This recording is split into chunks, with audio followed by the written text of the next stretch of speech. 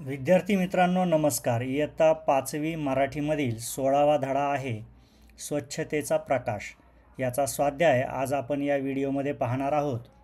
चला तर मग हा व्हिडिओ सुरू करूया. प्रश्न 1 आहे, थोडक्यात उत्तरे लिहा. त्यामधील अ प्रश्न आहे, सेनापती बापट यांनी गावकऱ्यांना स्वच्छता मोहिमेत सामील व्हायला का सांगितले? उत्तर पाहूया. जगामध्ये कोणतेही काम हे हलक्या दर्जाचे नसते. आपल्या देशाची स्वच्छता करणे ही देखील एक देशसेवाच आहे, असे सेनापती बापट यांचे मत होते. म्हणून सेनापती बापट यांनी गावकऱ्यांना स्वच्छता मोहिमेत सामील व्हायला सांगितले.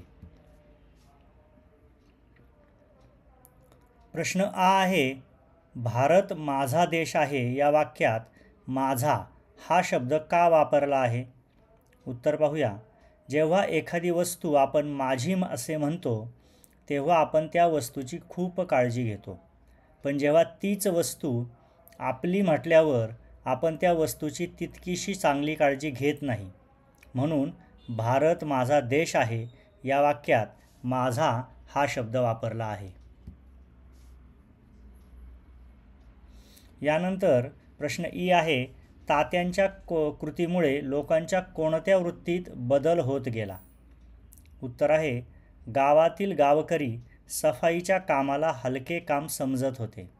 सेनापती बापट यांनी सफाईच्या कामाची सुरुवात स्वतःपासून केली आणि हे काम आयुष्यभर चालवले. तात्यांच्या या कृतीमुळे लोकांच्या वृत्तीत बदल होऊन लोक सफाई मोहिमेत सामील झाले.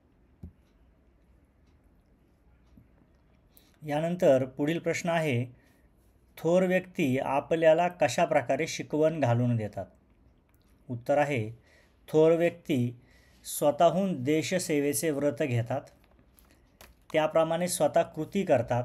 त्यांच्या या कृतीतून ते समाजाला शिकवण देतात.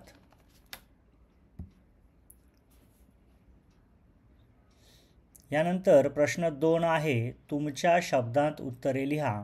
त्यातील प्रश्न अ आहे, तुम्ही शाळेत स्वच्छता मोहीम केव्हा केव्हा राबवता?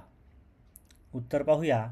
महात्मा गांधी जयंती, स्वातंत्र्य दिन, प्रजासत्ताक दिन, शिक्षक दिन, शाळेचा पहिला दिवस तसेच शाळेत साजऱ्या होणाऱ्या कार्यक्रमांच्या प्रसंगी आम्ही शाळेत स्वच्छता मोहीम राबवतो. इथे तुमच्या शाळेमध्ये केव्हा केव्हा तुम्ही स्वच्छता मोहीम राबवता त्यानुसार उत्तरात बदल करूनही तुम्ही लिहू शकता. यानंतर प्रश्न आ आहे, जेव्हा तुम्ही शाळेत स्वच्छता मोहीम राबवता तेव्हा कशा कशाची सफाई करता आणि का? उत्तर पाहूया. शाळेत स्वच्छता मोहीम राबवली जाते तेव्हा शाळेतील वर्गखोल्यांची, शाळेतील व्हरांड्यांची, क्रीडांगणाची, बागेची, प्रयोगशाळेची सफाई केली जाते. सफाई केल्याने सर्व परिसर सुंदर होतो, मन प्रसन्न होऊन जाते. यानंतरचा प्रश्न आहे, तुमच्या मित्राला स्वच्छता करायला आवडत नाही, तुम्ही त्याला स्वच्छतेचे महत्त्व कसे पटवून द्याल? ते 8-10 ओळीत लिहा. आता इथे आपल्या मित्राला स्वच्छता करायला आवडत नाही तर आपल्याला त्याला स्वच्छतेचे महत्त्व पटवून द्यायचे आहे. तर आपण आपल्या मित्राला स्वच्छतेची पुढील माहिती सांगून त्याला स्वच्छतेचे महत्त्व पटवून देऊ शकतो. पाहूया. ज्या ठिकाणी स्वच्छता असते त्या ठिकाणी आरोग्य आणि सुख समृद्धी असते. जर स्वच्छता ठेवली नाही तर त्या ठिकाणी रोगराईचा प्रसार होऊन आरोग्याला धोका निर्माण होतो. विविध प्रकारचे प्रदूषण होऊन पर्यावरणाचा समतोल बिघडतो.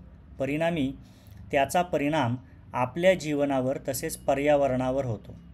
अस्वच्छतेमुळे मलेरिया, डेंग्यू यांसारखे आजार पसरतात.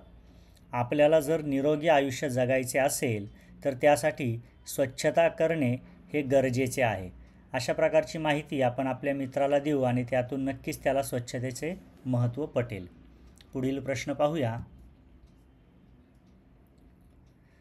पुढचा प्रश्न आहे, आपल्या देशातील तुम्हाला स्वतःच्या वाटणाऱ्या गोष्टींची यादी करा. आता आपल्या देशामध्ये अनेक गोष्टी असतात आणि त्या आपल्याला स्वतःच्या म्हणजेच आपल्या वाटत असतात. अशा काही गोष्टींची यादी आपल्याला इथे करायची आहे. उत्तर पाहूया. आपल्या देशातील मला स्वतःच्या वाटणाऱ्या गोष्टी पुढीलप्रमाणे आहेत. माझे गाव, माझा तालुका, माझा जिल्हा, माझे राज्य, माझा देश, माझी रेल्वे, बसेस, नद्या, डोंगर, किल्ले, पर्यटन स्थळे, समुद्रकिनारे. याशिवाय आणखी काही गोष्टी आपल्या देशातील ज्या तुम्हाला स्वतःच्या वाटतात अशा गोष्टींची सुद्धा यामध्ये तुम्ही भर घालू शकता आणि तुमच्या मतानुसार याचं उत्तर लिहू शकता. या ठिकाणी पाठावरील आपला स्वाध्याय पूर्ण होत आहे. स्वाध्यायातील सर्व प्रश्नांची उत्तरे आपण पाहिलेली आहेत. या सर्वांचा व्यवस्थित अभ्यास करा आणि आपल्या वहीमध्ये सुंदर हस्ताक्षरात या स्वाध्यायाचे लेखन करा. हा व्हिडिओ या ठिकाणी पूर्ण होत आहे. धन्यवाद.